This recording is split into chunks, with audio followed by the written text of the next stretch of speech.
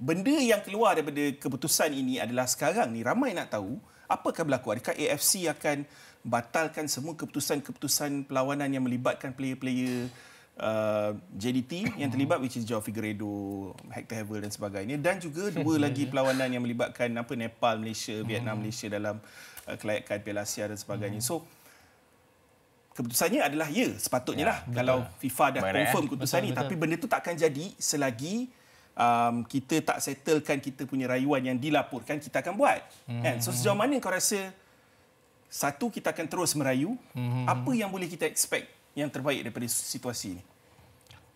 Dia macam ni tau. Kalau pendapat akulah, kalau if let's say kalau Malaysia didapati bersalah, aku nak Malaysia dihukum lah.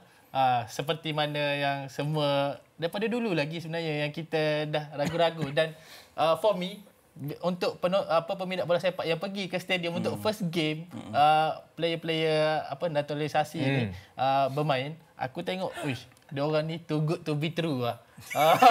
Especially masa kita kalahkan Vietnam tu. Okay. Terlalu bagus lah. Masa game tu aku ada. And aku tengok, wish, too good to be true ni. Selalunya benda-benda manis ni tak lama. Nah, tengok dah jadi kes macam ni. Tapi, actually sikit lah. Actually for this path kan, FAM, FIFA dan sebagainya, sebenarnya dia orang dah disabitkan salah sebanyak 3 kali dah pun. Dah 3 kali dah. Daripada awal submission, revelation, lepas tu sekarang yang malam tadi, yang baru lagi. Yang baru je FIFA announce. Betul. Dan nanti kalau dia orang pergi CS, mana 4 kali salah pun. 4 kali, berapa banyak kali nak buktikan pun. Bagi aku sudah lah. Dan benda ni melibatkan duit juga kan? Ya, betul.